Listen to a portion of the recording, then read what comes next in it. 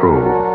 Only the names have been changed to protect the innocent. Fatima Cigarettes, best of all long cigarettes, brings you Dragnet.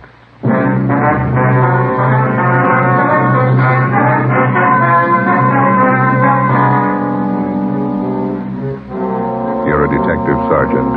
You're assigned the homicide detail. A woman is knifed to death in her home. The body bears the mark of inhuman attack. The killer escapes. Your job, get him. If you want a long cigarette, smoke the best of all long cigarettes. Smoke extra mild Fatima. Yes, Fatima is the king-size cigarette which contains the finest Turkish and domestic tobaccos superbly blended to make it extra mild, to give Fatima a much different, much better flavor and aroma than any other long cigarette. That's why Fatima has more than doubled its smokers coast to coast. Enjoy extra mild Fatima yourself. Best of all long cigarettes. It's wise to smoke extra mild Fatima. It's wise to smoke extra mild Fatima.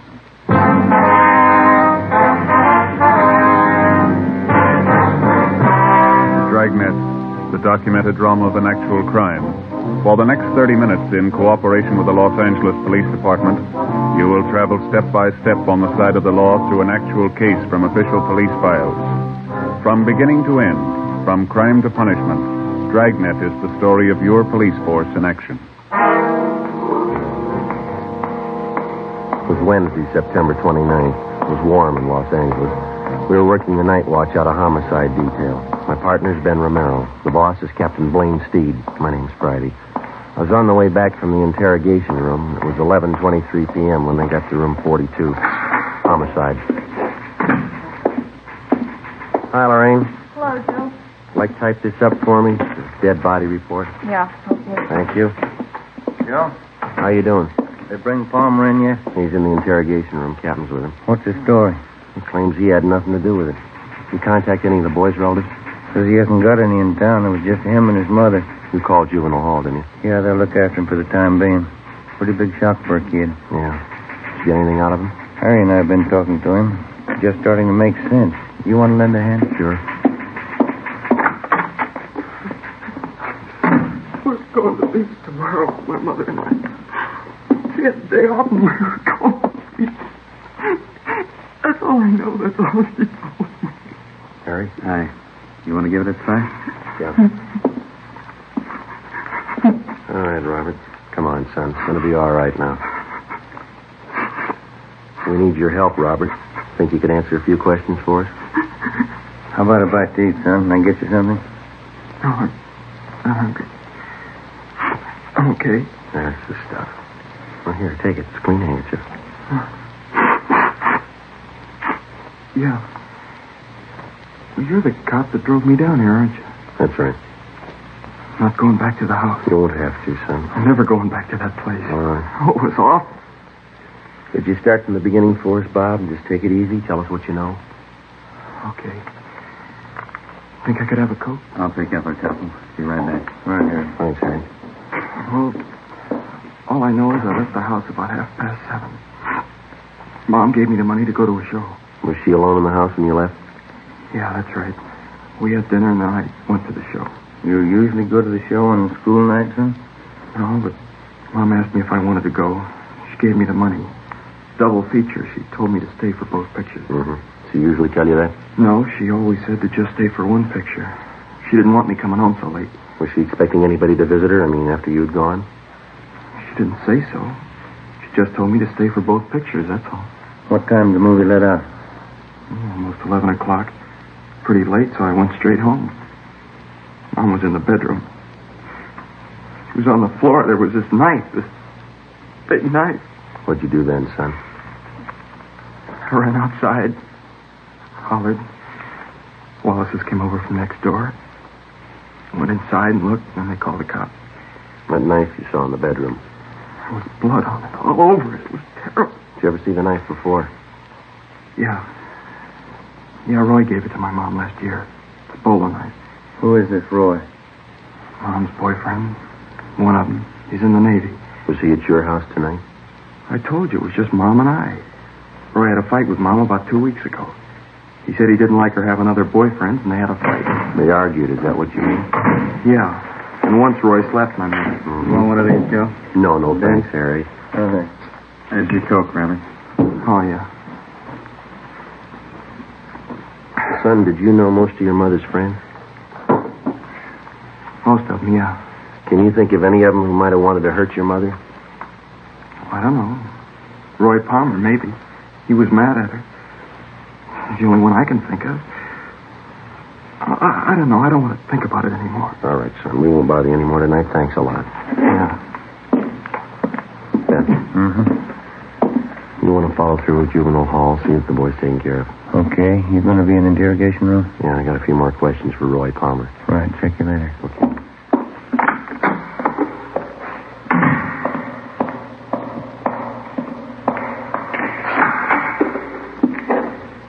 Crime lab back yet, Friday? No, not yet, Captain. Just talked with the Reynolds boy. Joe? Can't believe anything that kid tells you. He's a liar. He hates me. You give him reason to hate you, Palmer? The kid's a liar, that's all. You were his mother's boyfriend. He said 2 weeks ago you had a fight with her. You slapped her. All right, I slapped her. That don't make it murder. I wasn't near that house last night, and I didn't kill her. We found your knife in her bag. Huh? A bolo knife, bone handle. It's not mine. I gave it to her a year ago for a present. Didn't even know she still had it. Look, why do you have to pick on me? Because you had a motive and you haven't got an alibi. What about all those bums you used to run around with? Why don't you ask them for alibis? When we find them, we'll ask them. Do you know any of them, Palmer? The other men that she went out with? How'd I know? The only time she ran around was when I was on sea duty. And how'd you know she was running around? Friends of mine. I saw her out with these guys. I get it. Interrogation room, Friday. Lee Jones, Joe. Just got back from the Dixon house. Anything? Off to a fast start. Leighton Prince checked the murder weapon, that knife. Dusted the handle. Yeah? Fingerprints, perfect set.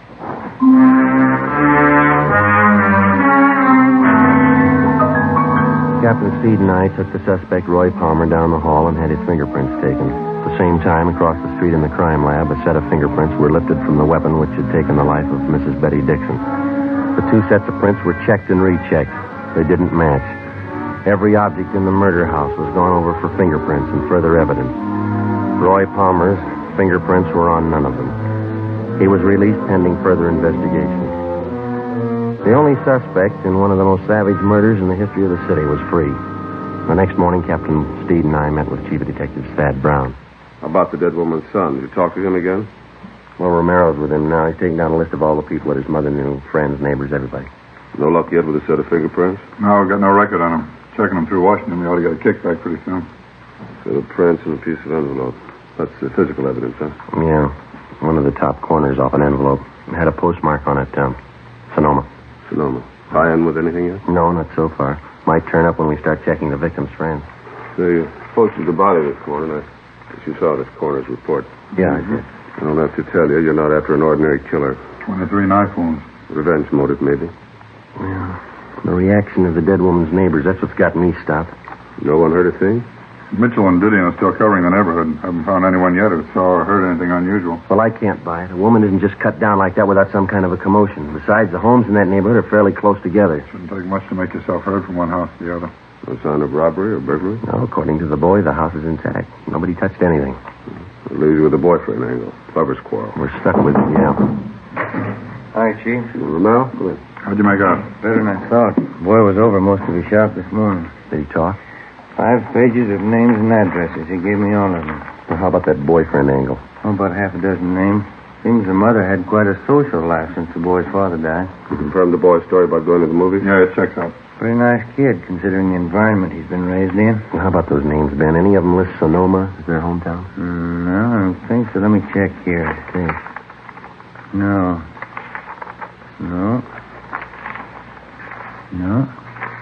Huh? No, none of them. All right, you better start digging into that list.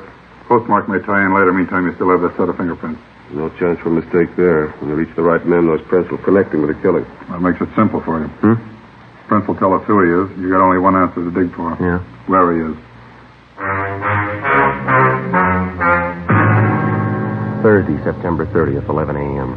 We started checking the list of the murdered woman's friends through R&I for any possible criminal record. It's usually the case that a major crime rates headline space twice, when the crime is committed, when the criminal is apprehended. Between the two, more than often, there's a space of weeks and months, sometimes even years, in which the police officer goes through the monotonous, undramatic business of checking files, asking questions, sifting and sorting leads and evidence until he finally reaches the criminal. For a news story, it's pretty dull material, but it proves out the contention of most working detectives. You don't catch criminals with headlines.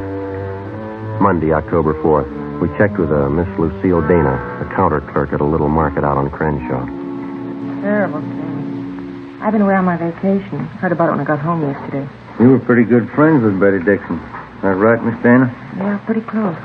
Oh, excuse me a minute. I'll take care of this customer. Yeah, all right.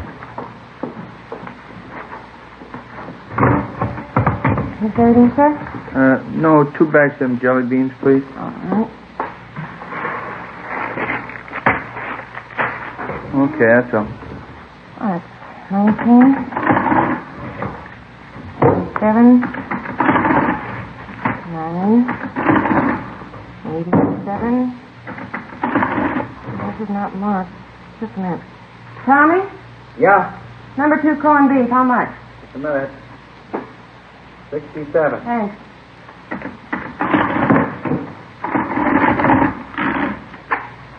$2.17 out of 5.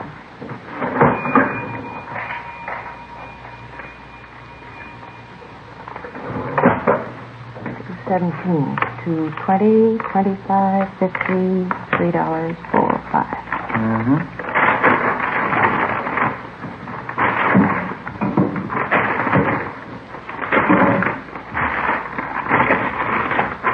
Thank you. Okay. I just can't get over it, Sergeant. Poor Betty. We understand that you used to go out with the Dixon woman, Miss Dana. Do you know most of her close friends? Well, most of her men friends. We used to double date a lot together. Mm-hmm. I wonder if you'd take a look at this list of names that we have here. All right. Let's see. Mm-hmm. Now, does that about cover all her boyfriends, all that you knew of anyway? Yeah, I think so. Let's see. Tony Morris, Jill Breeze, Al O'Neill. You don't have Floyd down here. Who was that? Floyd who? I never did know what his last name was. He used to take both of us out, Betty and I. Seemed to like her quite a bit. When's the last time she was out with him, do you know? Oh, 5 or 6 months ago at least. Kind of strange. How do you mean? Floyd. Jealous, you know. Hot temper. Said he was Spanish, but he had a light complexion. Oh, excuse me, please. Sure. Yes, sir? A pack of that mint gum and some lighter flints, please. Yes, sir. 25. Thank you. All right.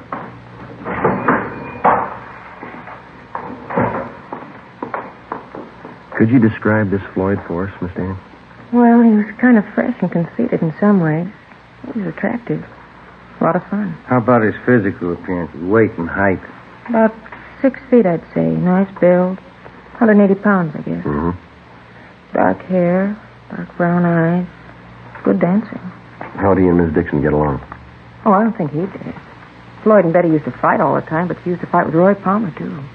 I don't think Floyd did. Is he in town now, do you know? No, I don't. As I say, last time I saw him was 6 months ago. Would you know if Mrs. Dixon saw him recently? If she did, she didn't tell me. You have no idea then where we could get in touch with this Floyd? Well, no, I don't.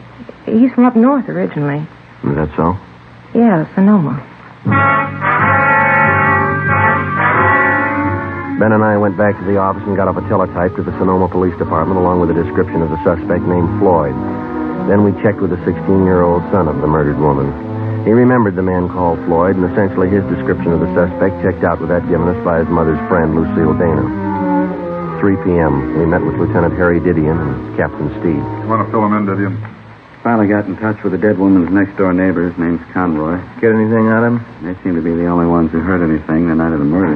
What they had to say. Let's see.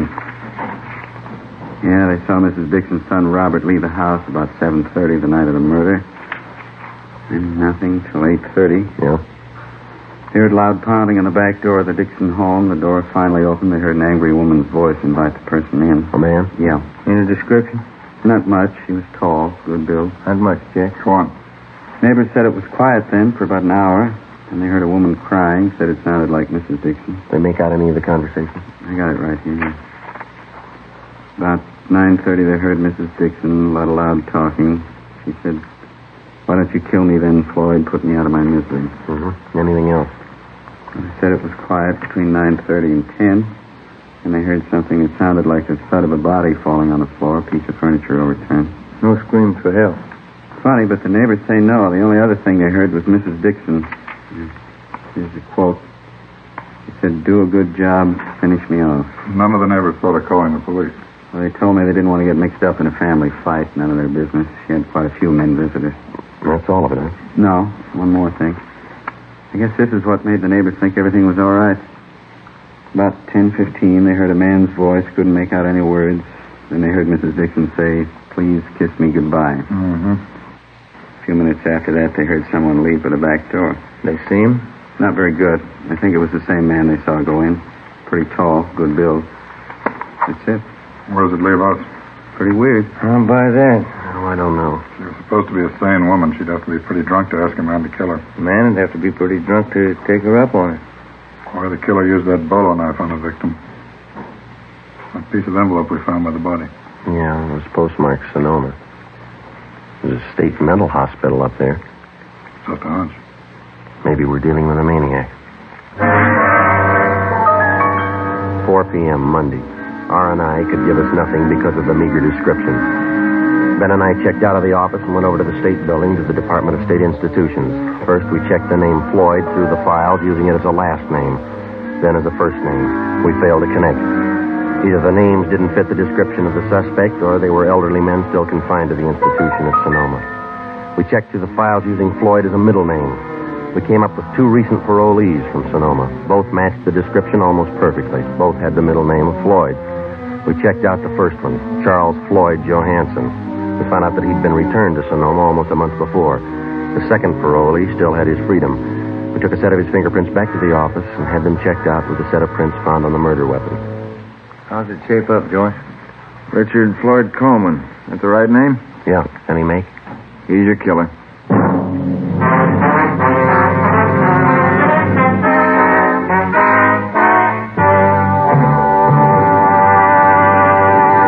You are listening to Dragnet, the case history of a police investigation presented in the public interest by Fatima Cigarettes. If you smoke a long cigarette, it will be in your interest to listen to a typical case history of a Fatima smoker. It's the case of skating star Helen Davidson of the 1951 Ice Capades. This is her actual signed statement. Recently, on tour with the Ice Capades, I've noticed more and more people smoking Fatima. You know why? If you like king-size cigarettes, you're bound to prefer the one that's extra mild. I know I do. And I agree it's wise to smoke extra mild Fatima. More and more smokers are discovering this every day. Actual figures show extra mild Fatima has more than doubled its smokers coast to coast. So enjoy extra mild Fatima yourself. The king-size cigarette, which contains the finest Turkish and domestic tobaccos, superbly blended to make it extra mild. You will prefer Fatima's much different, much better flavor. You will agree. It's wise to smoke extra mild Fatima. It's wise to smoke extra mild Fatima. The best of all long cigarettes.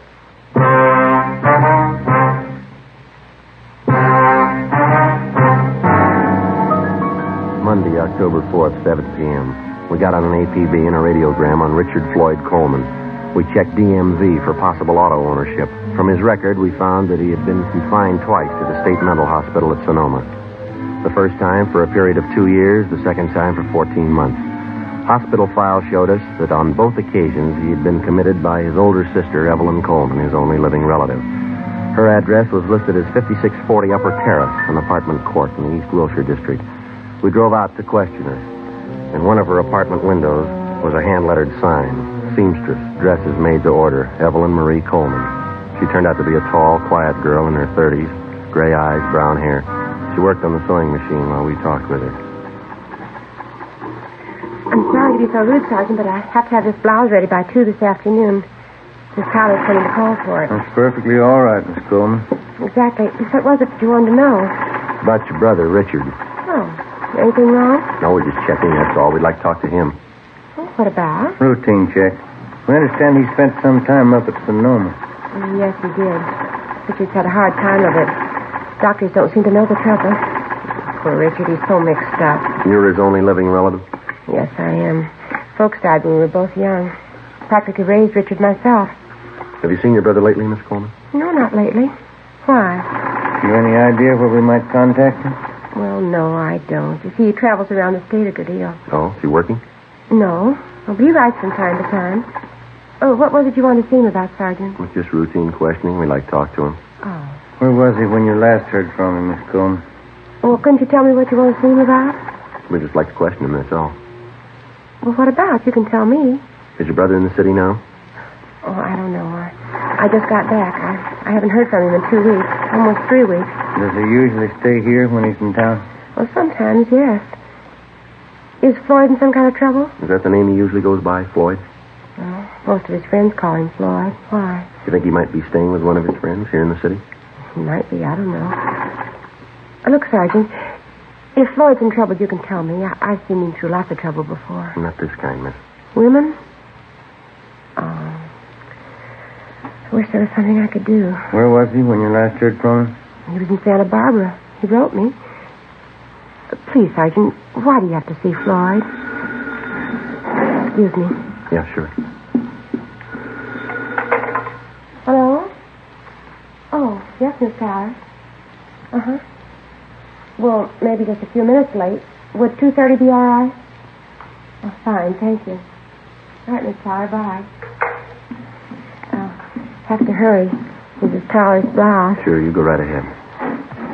I really don't make much of a dressmaker, but I'm saving up. I'm going to buy a place in the valley farther out. Be fine for Floyd and me. Be awfully good for him. Floyd has to get away from excitement. He's awfully nervous. Sorry, Miss Coleman. Sergeant? Are those your brother's suitcases in the alcove back there? Yes, they are. They've been there for a month. I keep his odds and ends for him. I'm sure he hasn't been here in the past month. Oh, yes, I'm sure. Please, Sergeant, why don't you tell me the truth? I've been through this before. There's trouble with Floyd. What is it this time? It's pretty bad. Well, what is it? We want to ask him about a murder. Oh, no, you wouldn't do that. You sure it was Floyd? We'd like to talk to him.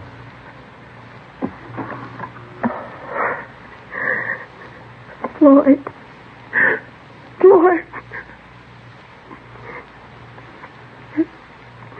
It didn't have to happen. I was going to buy a place in the valley. Floyd would have liked it there. I was going to take care of him out in the valley. Do you have any idea where we could find him, Miss Coleman? No, I don't. I don't know where he is. Santa Barbara, that's the last I heard. I've been worried about him. If he was in the city, would he come here to stay, ma'am? Well, he did before, yes, but I don't know about now. Does he have a car? No, not that I know of. No, I don't know what he's living on. He doesn't have any money. Who was the woman? Oh, Mrs. Dixon. Seems to know your brother pretty well. Oh, boy. You better grab that, Ben. Yeah, all right. Hello. Yes. That's all right. Thank you. Yeah. Mrs. Tyler, she'll pick up her blouse tomorrow.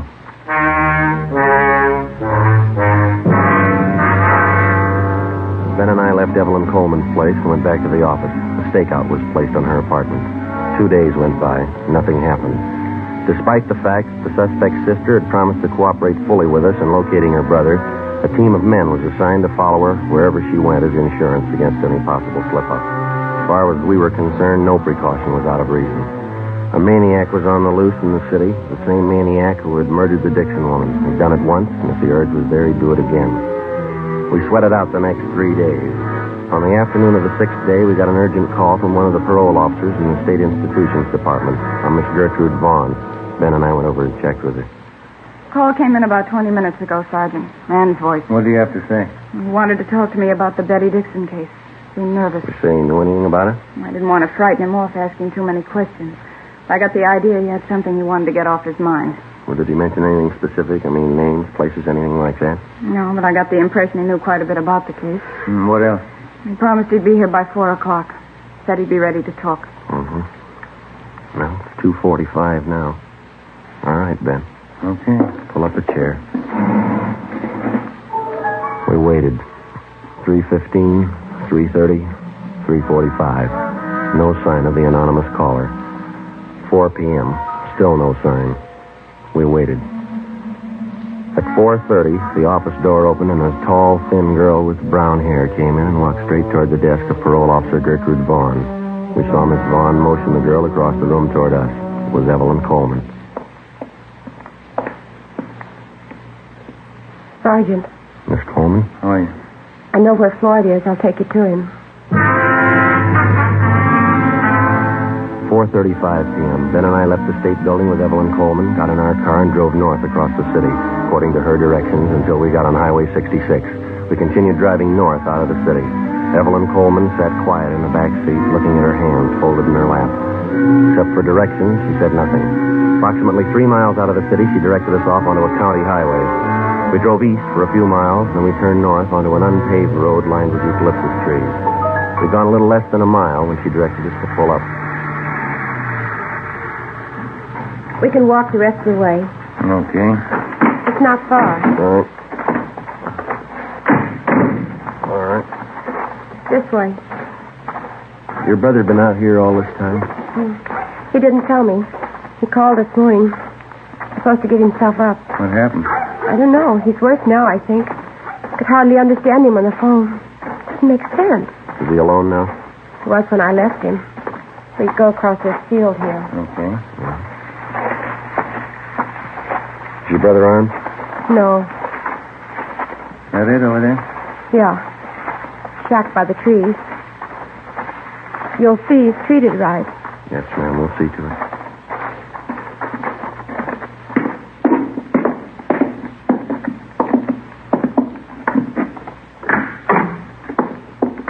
Evelyn?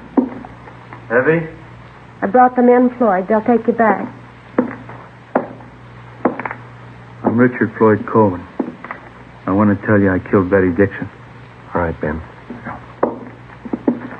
I wanted to marry her. She didn't want it. She dared me to kill her. I grabbed a knife. We can talk about it later, huh? She was lying on the floor. She said, "Kiss me goodbye." I held on to her. She seemed to go to sleep. We have to go, Floyd. You tell him, Evie, I loved her. You tell him that. Yeah, I will. She dared me to kill her. She said I didn't have the nerve. She asked me to. Yeah, all right. Come on. Try to tell him that at the hospital. Yeah. I'm not crazy.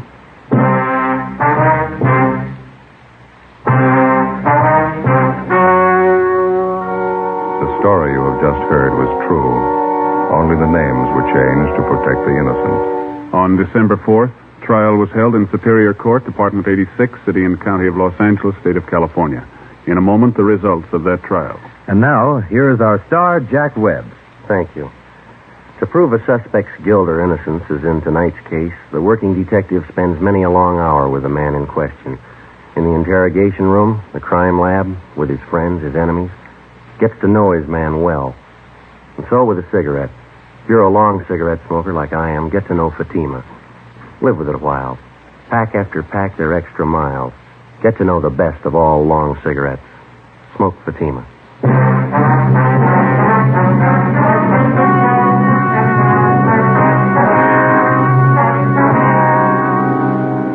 Richard Floyd Coleman was examined by 6 psychiatrists appointed by the court and was found to be criminally insane. He was committed to the state mental hospital at Mendocino for an indefinite period of time. You have just heard Dragnet, a series of authentic cases from official files. Technical advice for Dragnet comes from the Office of Chief of Police W.A. Wharton, Los Angeles Police Department. Fatima Cigarettes, the best of all long cigarettes, has brought you Dragnet from Los Angeles. Sarah Berner is delightful in Sarah's Private Caper, next on NBC.